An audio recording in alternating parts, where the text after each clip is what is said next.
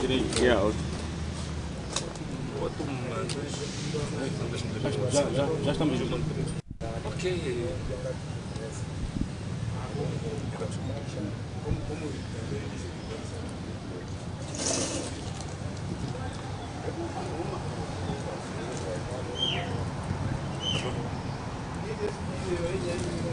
Bom dia, bom dia, bom dia. Sejam todos bem-vindos a mais uma edição aqui do podcast. E esta é uma edição especial. Estamos aqui com o engenheiro Venâncio Medlane, a partir da cidade de Xinga. E nós ontem lançamos um post na nossa página que era para identificar aí o engenheiro Venâncio Medlane, que é para nos considerar aqui uma entrevista. E cá estamos. E foi possível. Bom dia, engenheiro Venâncio Medlane. Bom dia, tudo bem, guys? Muito obrigado pelo estar presente desse lado. Aqui também está tudo bem, é apenas a minha voz um pouco rouca. Poeira. Entramos de fato, agora que eu percebi com perfeição porque que se diz que Niassa é um gigante adormecido. Ok. E que Niassa foi de fato esquecido de todos os programas de desenvolvimento. E de fato é uma província voltada ao esquecimento. Okay. E eu me apercebi disso exatamente. Estou em Niassa e já percorri centenas de quilómetros, entre Quamba, Mecanhelas, agora estou aqui em Xinga e passamos por variadíssimos pontos e Mandimba, por aí, e o que vejo de fato, o reflexo está exatamente naquilo que estou a sentir agora. Quer dizer, estou rouco, fiquei gripado porque realmente temos aqui um grave problema de infraestruturas públicas, não é? Ok. Yeah. Agora, exatamente neste ponto, eu tenho algumas questões aqui ligadas ao desenvolvimento mesmo da província de Niassa. Na sua visão, engenheiro, o que está a faltar para desenvolver a nossa província? O que está a faltar, exatamente? Olha, o que está a faltar na província de Niassa não vai ser diferente daquilo que nós apresentamos desde que começamos a nossa pré-campanha, digamos assim. Está a faltar na província de Niassa é uma visão. Exato. De como é que se faz um desenvolvimento localizado. Okay. Isto é, o grande problema que a Niassa tem, que não é diferente do problema de Cabo Delgado, o problema de Nampula, o problema de Manica, Sofala, é a questão de ainda termos políticas centralizadas relativamente ao desenvolvimento do país. Não é possível um país tão vasto como Moçambique. Só aqui na província de Niassa há distritos que estão separados um do outro 400 quilómetros. Há países em que tu fazes 400 quilómetros, aliás, há continentes como a Europa, por exemplo, tu em 400 quilómetros podes atravessar 4 países. 400 quilómetros. 400 quilómetros tu atravessas 4 países. Aqui em Niassa, 400 quilómetros é a separação de um distrito para o outro. Temos um país altamente extenso, um país muito diversificado, do ponto de vista ético, do ponto de vista até das condições climatéricas, de solo, de relevo. Portanto, é um país muito multifacetado, muito diversificado. O que isso significa? Que é preciso políticas de desenvolvimento também diversificadas e ajustadas a cada realidade em que nós nos encontramos. Significa o quê? Significa que, por exemplo, uma das maiores riquezas que o país tem, o que é? Nós, moçambicanos, se há alguma coisa que a gente possa dizer que somos ricos, o que é? É o que Deus deu de forma generosa a todos nós. O que é? São recursos naturais. A base fundamental da riqueza dos moçambicanos são recursos naturais. Essa é a base. É o que está a levar todos os países que vêm a Moçambique, não vêm por causa dos nossos olhos castanhos, bonitos, os nossos cabelos bonitinhos. Não é nada disso. Eles vêm para aqui porque sabem que Moçambique, neste momento, é uma das maiores potencialidades do mundo em termos de recursos naturais. Então, não podemos perder de vista isso. Então, significa que, em relação à gestão de recursos naturais é preciso uma visão que dê autonomia às províncias. O que está a acontecer hoje é que não há autonomia, primeiro, na gestão das receitas provenientes dos recursos naturais. 2, depois não há autonomia de implementação de projetos de desenvolvimento locais. Então são duas coisas aqui. Primeiro, dar autonomia financeira às províncias relativamente aos impostos que são cobrados pela exploração dos recursos naturais. 2, dar autonomia às províncias para a implementação de planos de desenvolvimento locais. Quando nós passarmos a fazer isso, você está a dar oportunidade para que, a nível local, comece um tipo de desenvolvimento que não está diretamente ligado e dependente do nível central. Exemplo simples, só para não dizer que estou a falar de uma maneira abstrata. Aqui em Niassa, nós aqui em Niassa temos coisas assim, vamos lá, Lago Niassa, que é um dos maiores lagos naturais do mundo e da África também. Tem uma diversidade de recursos pesqueiros. Mas, por exemplo, nós não temos, neste momento, uma grande empresa de processamento de peixe em Niassa. Ainda a pesca é artesanal. Quer dizer, com uma riqueza destas que se destaca no mundo, e somos conhecidos em todos os mapas geográficos do mundo, está lá o Lago Niassa como um dos maiores do mundo. Mas qual é o reflexo entre essa riqueza simbólica e a transformação disso no melhoramento da vida concreta da população de Niassa? Esse aqui é o grande problema.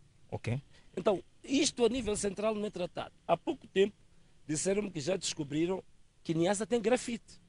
Você sabe que hoje grafite é um dos minérios mais procurados do mundo, por razões simples.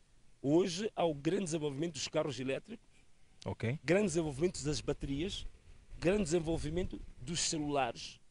E grafite é precioso para esta indústria moderna.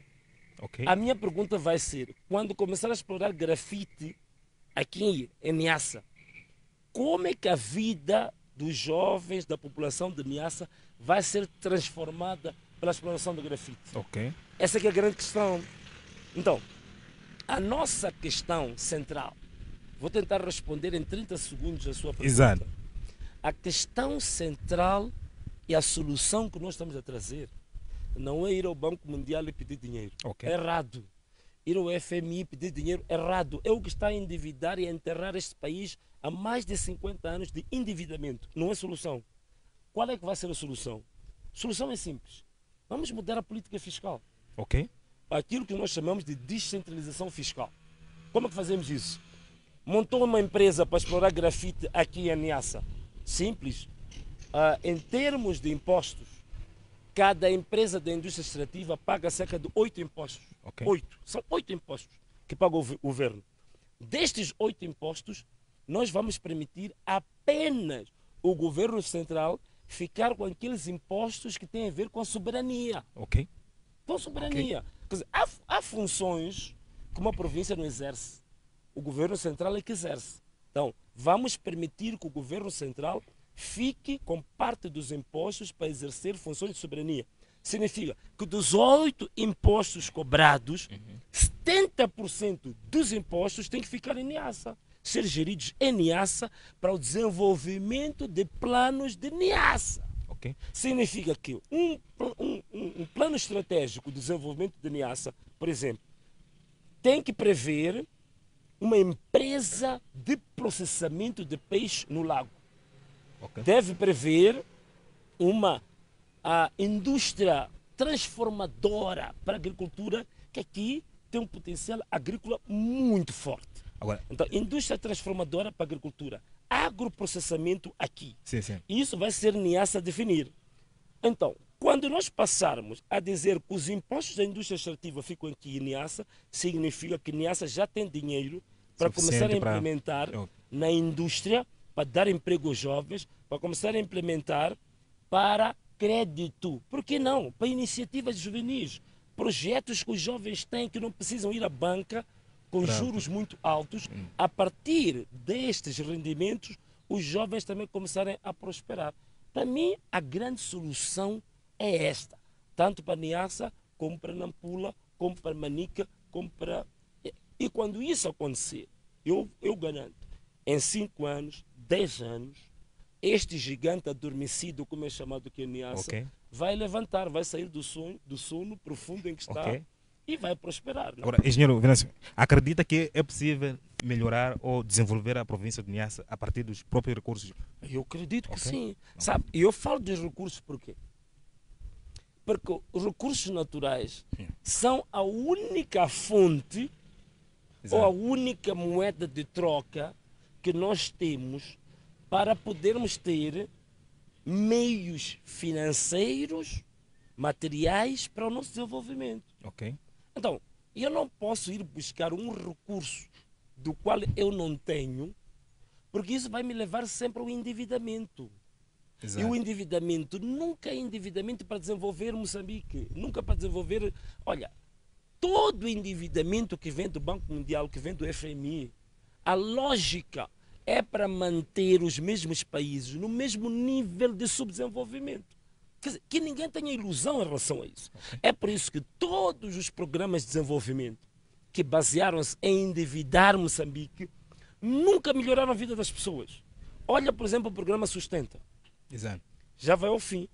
O governo já vai sair daqui a pouco. Esta implementação desde 2016 que começaram, 2016, agora estamos em 2024. Estamos a falar de cerca de 8 anos. Não, 6, quase 8 anos. Em 8 anos, o que é que melhorou na vida do pequeno agricultor? Absolutamente nada. Os problemas continuam os mesmos, a falta de produtividade é a mesma. A única coisa que alterou foi apenas, digamos assim, a garantia de alguma fidelidade política de alguns agricultores médios. Os chamados, já uma linguagem, chama de passes. Os tais médios, porque esses tiveram algum crédito e esses tiveram alguns equipamentos, sobretudo tratores. Mas foram tratores e créditos dados quase a fundo perdido, que nenhum deles até hoje consegue pagar. Curiosamente, eu estive em Cabo Delgado, visitei os passes, estão todos na ruína, estão todos falidos. Então, na verdade, o Sustenta tem números para apresentar em relação ao crédito que foi dado aos agricultores médios e a tratores, mas nunca diz o que está acontecendo com esses agricultores. 90% estão falidos. Por quê? É um programa mal concebido, um programa político e não um programa propriamente técnico. Então serviu apenas para manipulação política e não serviu para melhorar a vida das pessoas, nem para melhorar a agricultura.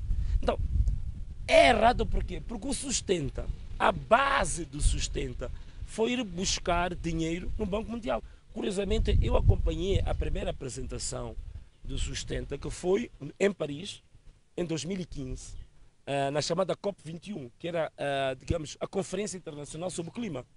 Eu, nessa altura, estive a ver a primeira apresentação do Sustenta. E a minha crítica sempre foi a mesma.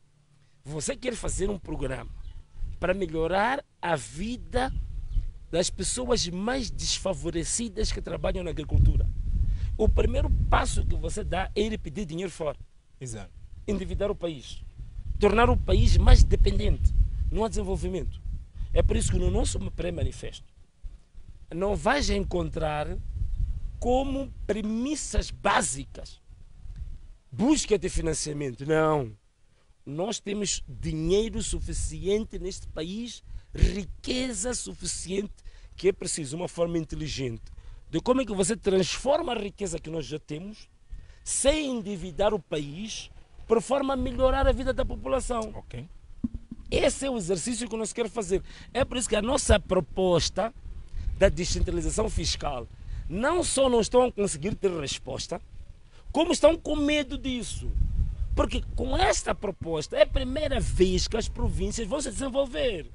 É a primeira vez que as províncias vão parar de ser exploradas pelo governo central, que não olha para a província, apenas olha como uma fonte de ir tirar recursos, empobrecer a população e depois mandar toda a receita, todo imposto para nível central. Veja o exemplo daqui da província vizinha. Cabo Delgado está a exportar gás natural liquefeito, LNG, para a Europa, a partir da BP. Até hoje, foram 7 carregamentos de navios para a BP. A média diz que mais ou menos de receitas 6 a 7 bilhões de dólares. Eu pergunto, o que existe em Cabo Delgado depois de se exportar 7 bilhões de LNG para a Europa? Cabo Delgado continua na miséria. É a província que tem o índice de desenvolvimento humano mais baixo do país. Tem um nível de desemprego dos mais altos, população miserável. É uma desgraça. Aquilo já não é pobreza. O que se vive em Cabo Delgado é miséria. Exato. Mas saíram, em menos de 3 anos, 7 bilhões de dólares de LNG. Este é que é o erro que estás a cometer. Onde é que vão os impostos? Estão em Maputo. Geridos por quem? Adriano Maleane. Errado. Os impostos deste LNG devem ser geridos localmente em Cabo Delgado, para projetos de Cabo Delgado. Aí teríamos uma vida diferente. Então, este é que é o grande problema. Você já ouviu falar muito da descentralização. Sim, sim.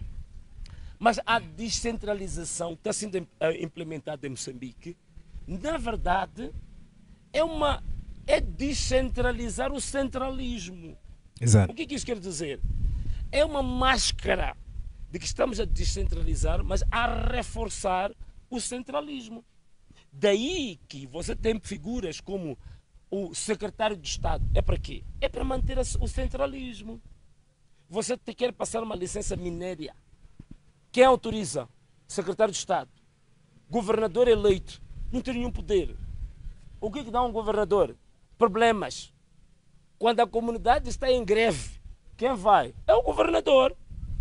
Quando a escola não tem carteiras, não paga os professores, quem resolve o problema é o governador. Quando há ataque a gás, a minérios, a rubis, quem vai? Secretário de Estado. Então, isto aqui é a razão principal do empobrecimento deste país, levar o povo à miséria por causa de politiquices. Nós não queremos gerir o país com técnicas honestas de gestão voltadas para o bem do povo. Estamos a fazer politiquice onde devíamos estar a fazer gestão a favor do desfavorecido.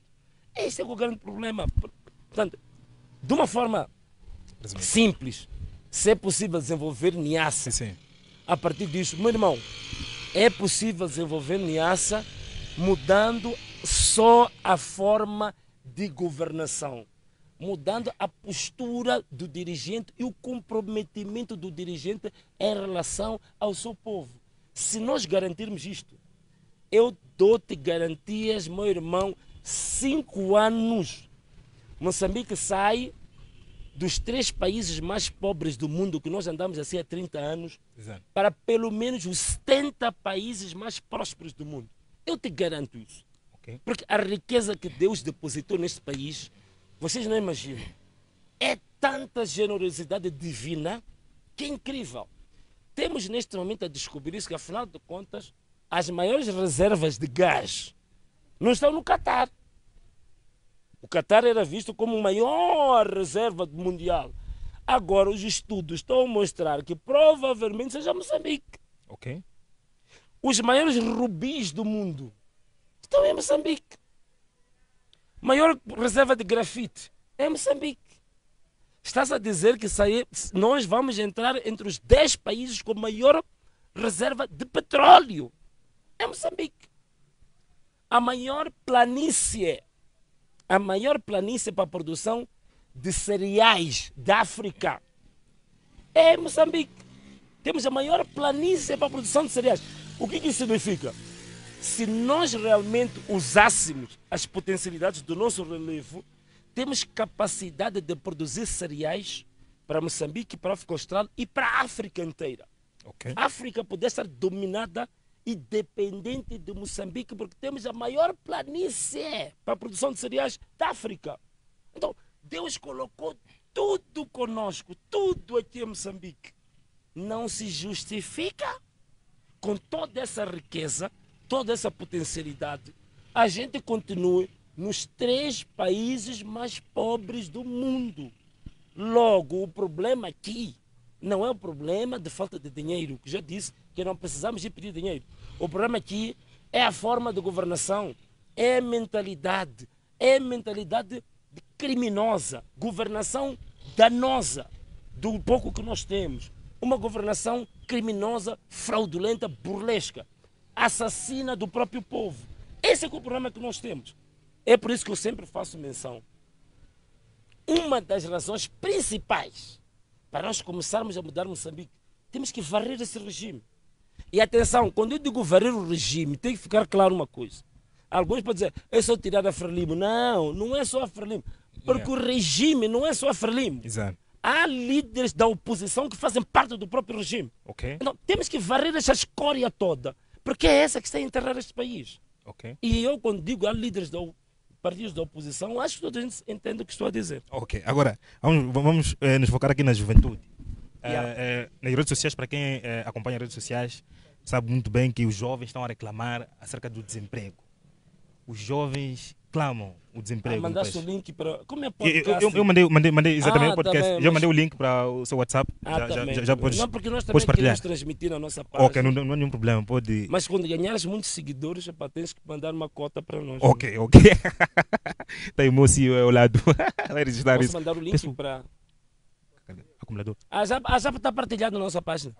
Tá bem. Vocês seguidores também da página do Venâncio Molhano.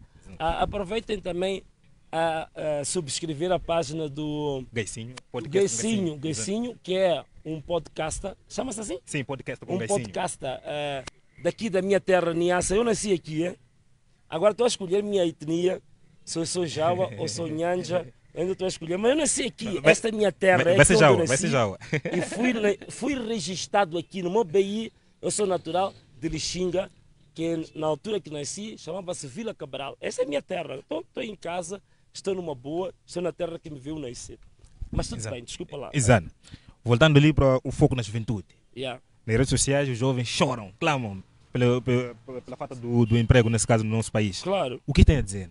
Não, olha, o problema do emprego, jovens. Exato. Eu aqui vou ser muito verdadeiro, Exato. muito honesto. A população moçambicana maioritariamente é jovem, todo mundo sabe disso. Exato. Das pessoas que atingem a idade economicamente ativa.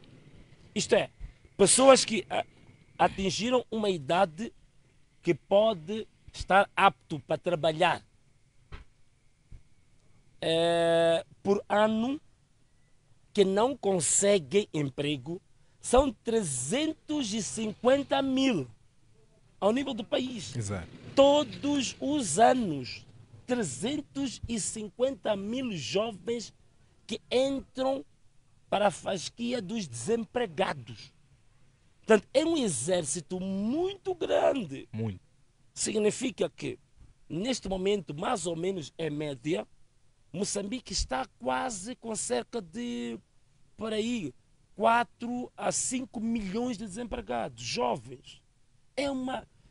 E todos os anos 350 mil entram novos. Entram novos para a idade ativa. Então, o que isso significa?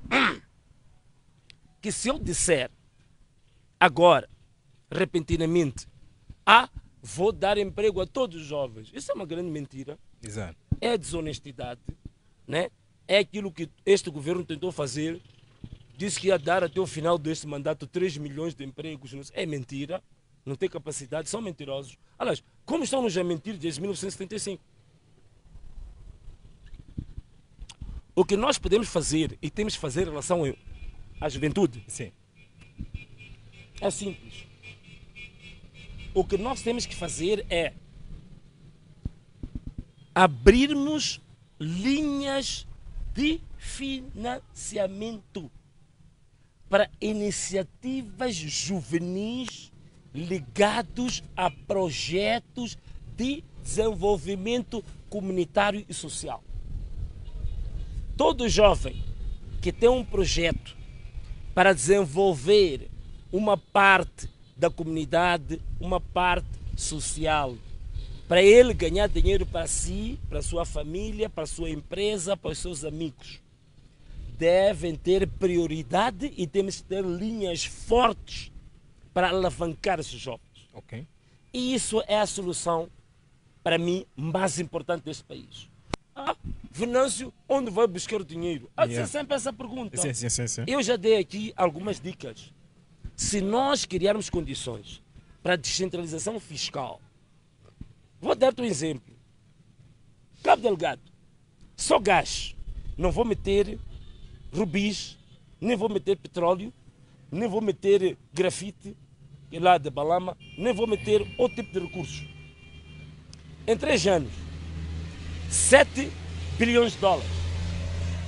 Se nós conseguíssemos, só da tributação, 10%, para ficar em Cabo Delgado, seriam 700 milhões de dólares.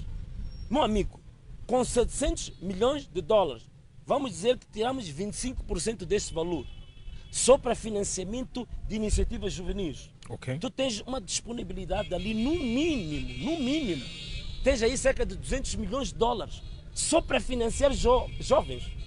Como é que você não pode pôr aquela província, jovens, está aqui, estou a ouvir aí, motas, táxis, Exato. jovens abrirem cooperativas, empresas, não ficar 20 anos com a sua motinha, faz táxi, 20 anos a fazer táxi com a sua moto. Por que esse jovem, com a experiência que tem, não pode evoluir para uma microempresa? Não pode evoluir amanhã, sonhar com uma empresa de verdade? Quando tu começares a fazer isto, o que tu vais criar?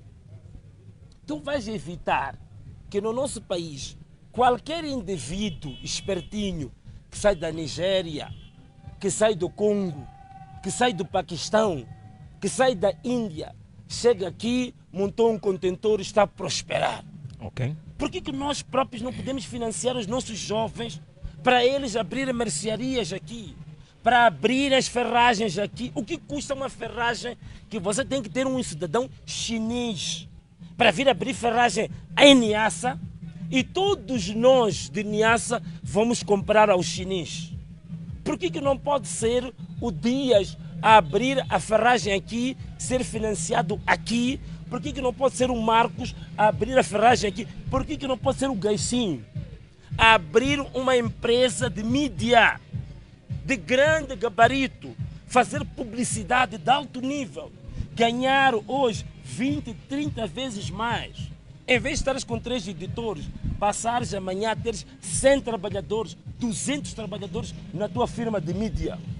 Não é possível isso? É possível. E tenho certeza que para tu fazeres isso nem queres 20, 30 milhões de dólares. Acredito que o teu projeto, com 200 mil dólares, tu consegues fazer isso. Ok. E para mim, por que não podemos tirar do imposto que nós recebemos dos recursos naturais, dar 200 mil dólares ao Gaicinho, para ter a maior empresa de mídia de Niassa? Qual é o problema da gente fazer isso? Mas achamos normal o chinês entrar, abrir contentores e todos nós vamos comprar no chinês. O nigeriano entrar, abrir uma banquinha, todo o bairro está dependendo do nigeriano. Como assim? É por isso que eu digo, para mim, não prometa emprego ao Gaicinho.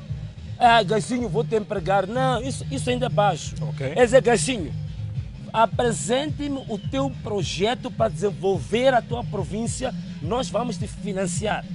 Condição, emprega os jovens daqui, de Niassa. Dá emprego aos jovens, desenvolve Niassa. E ser o próprio governo a incentivar isso. Tu sabes como é que os ruandeses chegam aqui em Moçambique? Não. Há muitos ruandeses que têm negócios aqui. Sabes como é que chegam? Não. São financiados pelo governo de Ruanda. Ruanda tira dinheiro, dá milhares de ruandeses para levarem aquele dinheiro e fazer negócios em outros países da África. Ok. Por isso, para mim, é fundamental o investimento na população, na iniciativa juvenil, nos projetos dos jovens. Quando nós fizermos isso, emprego vai deixar de ser problema. Ok. Porque se você tem em Niassa 1000 projetos de jovens financiados, não tens como ter desemprego. Porque esses jovens não hão de ir buscar chineses para trabalhar com eles. Não hão de ir buscar nigerianos. Hão de levar os seus próprios irmãos que estão dentro de Niassa para trabalhar nessas empresas.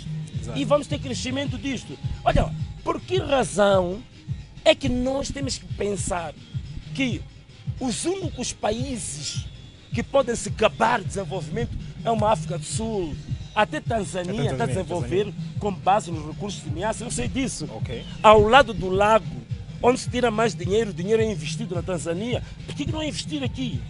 Então é possível, Ok. é possível. Mas Exato. eu não te digo assim, não prometo emprego a esses jovens que estão aqui a assistir. Exato. Eu prometo que eles vão apresentar projetos para desenvolver Niassa. O Estado vai lhes financiar os seus projetos. E a partir dos projetos deles, vão empregar milhares e milhares de outros jovens de Niassa. E aí o desenvolvimento. Porque o desenvolvimento que nós queremos não é desenvolvimento dos jovens dizendo que consegui um emprego, estou sentado, tenho emprego. Não. Nós queremos um emprego que alavanque a província. Um emprego que faz a província desenvolver. Por que razão é que a gente continua a pensar que o sul-africano é especial? Por uma razão simples. É porque você tem na África do Sul desenvolvimento social real. Tens infraestruturas, tens serviço de saúde, tens transporte, tens estradas, tens água. Quer dizer, isso é que leva um país, os jovens, a sentir orgulho de pertencer àquele país. Exato. Quando nós financiarmos estes projetos e este país crescer nestes aspectos, estou a dizer, todos nós vamos ter orgulho de ser moçambicanos. Ok. Da mesma maneira que os sul-africanos gingam quando saem da África do Sul, o americano ginga, nós também vamos gingar. Mas é preciso que você tenha desenvolvimento real. Quando alguém ficar doente em casa, ter certeza que os serviços de saúde de Niassa vão responder à doença. Ok. Quando alguém em casa, a esposa está grávida, saber que os serviços de maternidade são completos para fazer diagnóstico, acompanhamento, parto assistido, medicação, enfermaria, tudo isso a correr bem. Qual é a mulher que não vai sentir-se orgulhosa de ser moçambicana? Ok. Então, isto é o que nós queremos trazer, porque este regime, ao longo dos 50 anos, fez com que todos nós nos sentíssemos com uma mentalidade de um miserável, de um pobre, de um desgraçado, que não vamos a lado nenhum. É por isso que todo moçambicano tem vergonha de ser chamado moçambicano. Exato. Porque a maneira como fomos orientados e governados é para nos sentirmos coitadinhos. Isso tem que acabar. Ok. E é uma pergunta, como o tempo já está aí a voar, Yeah. há uma pergunta. 10 minutos, né? Ok. Há uma pergunta que eu estava a pensar quando estava em casa, que é a seguinte: há muita presença aí dos jovens, não é? Em todo lado onde o Venâncio passa. Agora, o que é que os jovens. Por que os jovens depositam essa esperança em si? Essa é a pergunta que gostaria de ter Não, uma resposta. boa pergunta. Yeah. Bem, os jovens depositam confiança Exato. porque é a primeira vez Yeah. que é apresentado um programa por alguém, primeiro, que tem um currículo de luta concreta pelos mais desfavorecidos e pelos jovens. Ok. As pessoas viram ao longo da história que tipo de lutas é que este que está a falar fez por nós. Primeiro ponto. Ok. Segundo ponto, é o primeiro projeto que é apresentado para levantar o verdadeiro sentimento patriótico. É o primeiro projeto que aparece a dizer que temos todas as condições em Moçambique de passarmos de um país pobre para dos países mais prósperos do mundo. É o primeiro projeto que aparece que diz que não precisamos de financiamento externo, temos todo o potencial, recursos e capacidades internas de prosperarmos. É o primeiro projeto que aparece a valorizar o desenvolvimento distrital, o desenvolvimento provincial e criar a verdadeira autonomia das províncias em relação ao governo central. É o primeiro projeto que apresenta propostas concretas de como potenciar o desenvolvimento local para o benefício dos verdadeiros detentores dos recursos. Devolver aos verdadeiros donos do recurso a capacidade e a possibilidade de serem eles a determinar o seu próprio futuro. É por isso que os jovens estão a correr, porque ao longo de 50 anos foi exatamente o contrário de tudo isto que eu disse. Ok. É o primeiro projeto que não vem falar do Banco Mundial, do FMI, mas vem falar da força, da inteligência, da capacidade que o próprio moçambicano tem para desenvolver o próprio Moçambique. Okay. É o primeiro projeto que vem dizer que nós temos a possibilidade de gingar como ginga o americano de ser americano. Okay. Como ginga o sul-africano de ser sul-africano. É o primeiro projeto que vem trazer, levantar o sonho de Moçambique vir a ser uma grande nação no futuro. Ok. Ok? É o primeiro projeto que aparece com base num governo que as fundações do governo são a integridade. Okay. No nosso manifesto, nós definimos o nosso manifesto em duas partes. Tem a parte ética e tem a parte técnica. A parte técnica são essas coisas que eu andei a falar, exato, da descentralização fiscal, a indústria transformadora, por aí fora, blá, blá, blá. Mas tem a parte ética que nós achamos que é mais importante, que é a parte dos valores. Ok. Como é que um governo se forma sem um compromisso de valores? Então, nós estamos a dizer que a formação do nosso governo tem um compromisso de valores, entre os quais o valor da integridade. Não queremos formar um governo que amanhã esse mesmo governo tenha problemas éticos, problemas de postura, problemas de moralidade, problemas de roubalheira, de desvio de fundos, de bandidagem. Não queremos isso, queremos remover isso. Governo íntegro, comprometido com o seu povo, que presta contas de todo centavo que recebe do povo. É por isso que para nós, aproveito aqui as câmaras para dizer, para nós, salário do Presidente da República, salário do Ministro, vice-ministro não, porque nós vamos varrer vice-ministro, não precisa de vice-ministros, são inúteis para o país, sanguessugas. Vamos remover todo o vice-ministro, remover o secretário de Estado, vamos remover os secretários permanentes, vamos reduzir os institutos que andam aí só a sugar dinheiro do Estado para 25%. 75% dos institutos públicos são inúteis. Varrer tudo aquilo e mandar embora. Com base nesse dinheiro que vamos remover todos os sanguessugas, é onde vamos implementar alguns projetos grandes desafiadores para Moçambique. Um dos projetos, primeiro, o direito a lanche a toda criança no ensino primário. Porque algumas pessoas dizem, Venâncio, vai buscar dinheiro aonde? Dinheiro é só acabar com os sanguessugas, levar o dinheiro que dávamos às sanguessugas, direcionar para as crianças. Outra coisa também que queremos fazer é a transparência na governação.